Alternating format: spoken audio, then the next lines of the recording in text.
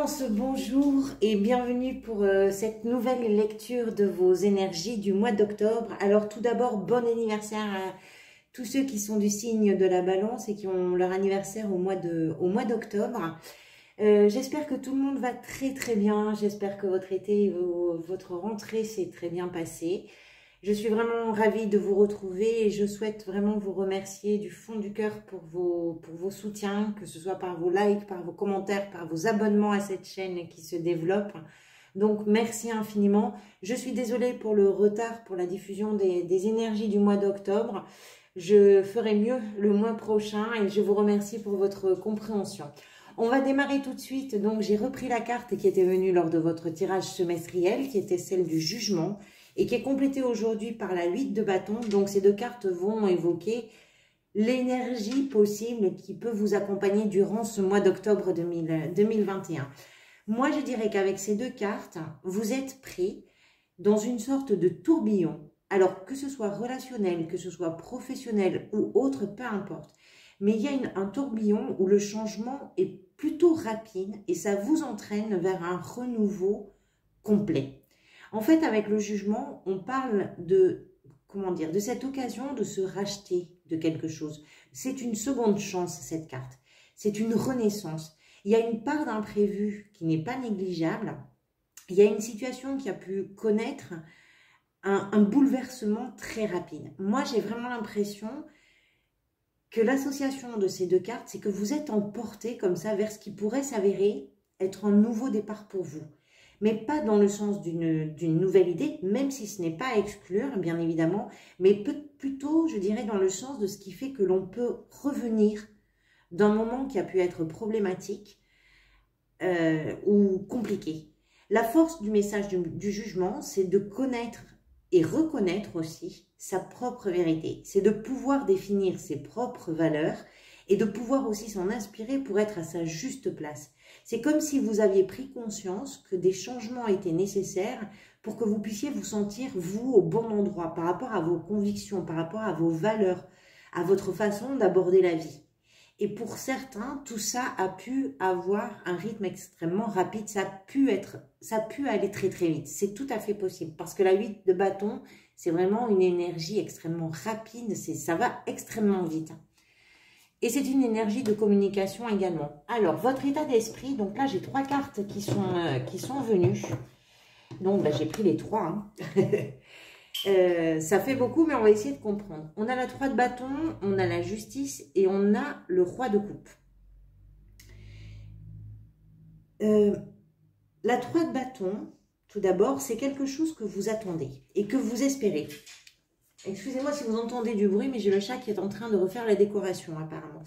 Donc c'est quelque chose que vous attendez, que vous espérez avec une certaine forme d'impatience. C'est peut-être aussi ce que vous planifiez. Cette carte, la 3 de bâton, elle arrive souvent quand on a pris les bonnes décisions pour soi et que celles-ci sont, comment je pourrais vous dire ça, elles sont arrivées au bon moment en fait. La justice, là, elle évoque ce qui est équitable, ce qui est juste, ce qui est en toute logique avec les actions qui ont été posées. Alors, il est possible que certains d'entre vous ont entrepris une action en justice. Oui, c'est tout à fait possible. Et que ce que vous attendez là, ben, c'est peut-être que soient confirmées les conséquences ou en fonction des circonstances, bien sûr. Et si c'est le cas, les cartes qui entourent cette carte de la justice montrent plutôt que vous êtes serein dans la situation. Si ce n'est pas le cas, et je pense que ça ne va pas être le cas de tout le monde, vous attendez peut-être quelque chose qui va vous rendre justice à vous et que vous envisagez, que vous attendez comme quelque chose qui peut vous apporter un équilibre et vous faire vous sentir aligné avec vos valeurs. Ça, je pense que ça va être comme ça pour la plupart d'entre vous. Le roi de coupe, là, peut représenter quelqu'un qui a sa part à jouer dans ce qui vous occupe là. Alors, ça peut être une personne d'un signe d'eau. Donc, les signes d'eau, c'est les cancers, les poissons et les scorpions. Mais ça peut aussi être la confiance que vous avez dans ce qui peut découler d'une situation. Vous êtes peut-être dans une certaine retenue parce que ce roi n'est pas très expressif. Mais son engagement, sa loyauté, son sens des responsabilités et son amour aussi en font un personnage qui est très rassurant, qui est très bienveillant et qui est très aidant également. C'est quelqu'un qui a l'expérience, qui lui permet de comprendre ce qui se passe au fond de lui, de comprendre ses émotions, et ça lui permet, cette compréhension, de canaliser justement tout ça. C'est quelqu'un qui s'interroge sur sa relation à l'autre, sur sa façon de donner en particulier. Donc vous vous trouvez peut-être dans l'espoir de ce que vous désirez et qui vous rendrait justice tout en explorant vos émotions qui sont un socle très très solide pour affronter peut-être justement le tourbillon dans lequel vous êtes pris durant ce mois d'octobre. Ça peut ressembler à quelque chose comme ça. Pourquoi vous en êtes là? On a la 9 d'épée, parce qu'il y a quelque chose qui a été pour vous une source d'angoisse et que cette inquiétude-là était devenue le filtre par lequel vous envisagiez chaque chose. Vous avez peut-être compris que même si la situation n'était pas forcément brillante, elle n'était pas forcément simple, votre façon de la considérer ne faisait qu'en augmenter le potentiel stressant. Et vous avez peut-être aussi décidé d'arrêter de vous rajouter des litres d'insomnie et puis de vous contenter de la réalité de la situation. Alors, c'est pas très simple, je pense, de désamorcer le fonctionnement interne qui fait qu'on augmente une réalité jusqu'à même sa propre caricature, en fait, et d'arriver à revenir à une considération qui va être un peu plus sensée. Et moi, je pense que ce travail-là, vous l'avez fait. Vous avez sans doute pris beaucoup sur vous pour arriver à relativiser quelque chose. Et c'est ça qui va vous permettre, là, de pouvoir vous tourner vers l'avenir, vers ce que vous souhaitez, vers ce que vous avez envie de regarder, avec la maturité, justement, émotionnelle de ce roi de coupe. Ce qui va vous aider, on a l'as de bâton, qui représente, je pense, votre envie de créer quelque chose, votre envie de créer quelque chose de nouveau et de vous projeter justement dans un nouveau projet, de créer vous-même vos opportunités. Cet as, c'est une énergie extrêmement vive qui est tournée vers l'action, qui est tournée vers la réalisation aussi. C'est le moment, en fait, c'est comme ça que je le sens, c'est le moment. Même si tout n'est pas réglé au millimètre près, vous vous dites, là, j'ai pas le choix, j'y vais. Alors, ça peut concerner tous les domaines de votre vie. Ça peut concerner vos amours, ça peut concerner votre travail, ça peut être quelque chose d'artistique. En tout cas, vous êtes là un moteur d'innovation et vous avez une ressource incroyable en vous pour trouver justement des solutions quand c'est nécessaire. Cette carte, elle est extrêmement positive. Et en plus, elle est dans la position de ce qui vous aide durant le mois d'octobre. Donc, autant vous dire que ça multiplie son rayonnement. Les as, en plus, sont toujours des... On dit souvent que ce sont des graines, en fait, qui ont un haut potentiel. Et ces graines-là, cette graine-là en particulier, elle est faite pour s'épanouir sur du long terme. Et l'as de bâton nous dit que cette graine, elle est vraiment basée, elle est vraiment fondée sur un désir qui est très profond en vous. Donc ça, c'est c'est au centre de votre lecture. C'est vraiment ce qui va irradier tout le jeu, quoi que ce soit qui se passe pour vous, même s'il y a des choses qui ne sont pas faciles. D'ailleurs, votre défi, c'est la 10 de bâton. Ça peut dire plein de choses. Moi, je pense que ce défi que vous avez sur le mois d'octobre, c'est de ne pas fuir vos responsabilités, même quand elles sont un petit peu lourdes à porter.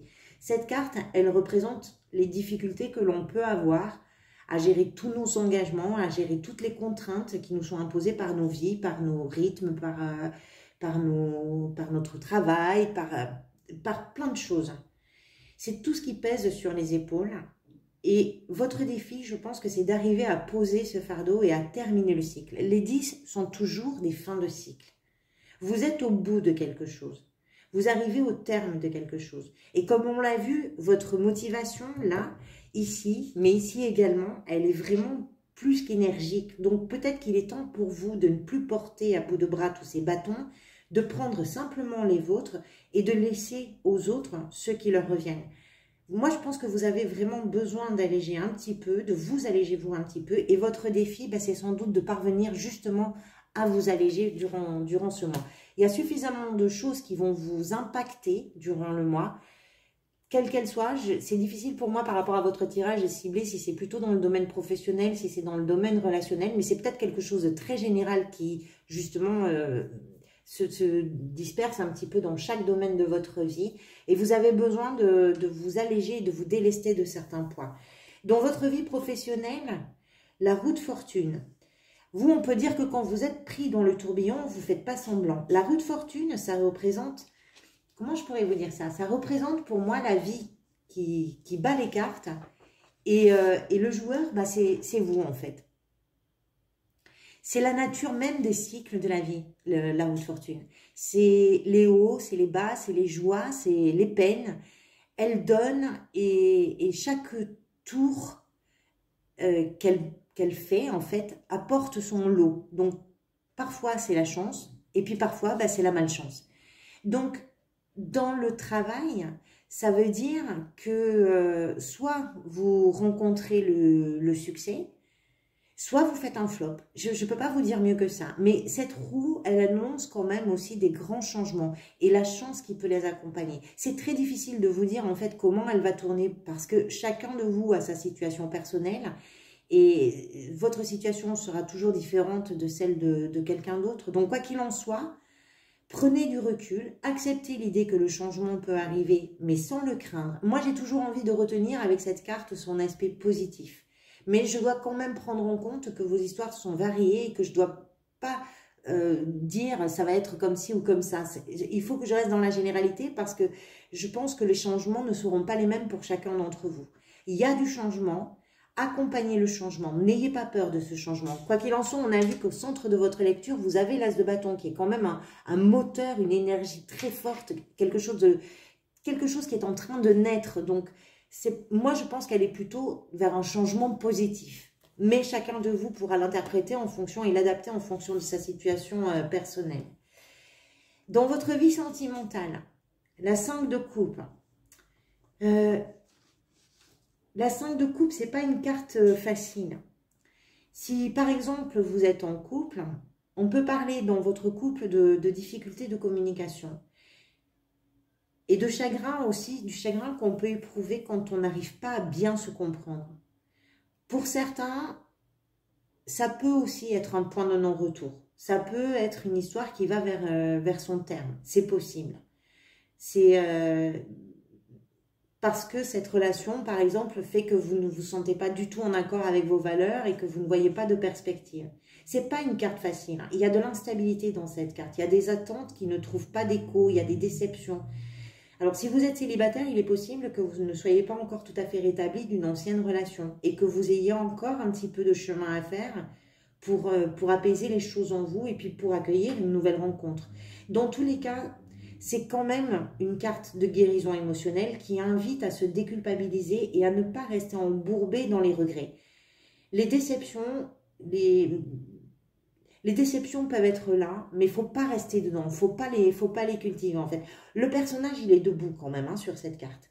Donc, il a la ressource en lui pour se tourner vers l'avenir et pour se focaliser et focaliser son attention sur des projets qui vont être plus optimistes.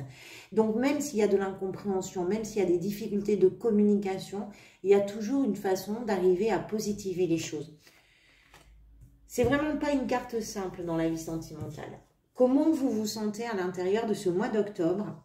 Peut-être que vous vous sentez indécis. Peut-être que vous êtes à la recherche d'un compromis entre ce que va vous dire votre raison et ce que va vous chuchoter votre cœur.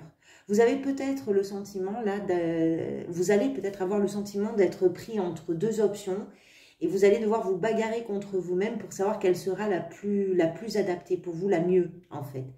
La 2 d'épée, pour moi, c'est vraiment comme un jeu d'esprit qui peut se poser, mais qui se résout très vite. C'est une pirouette, en fait.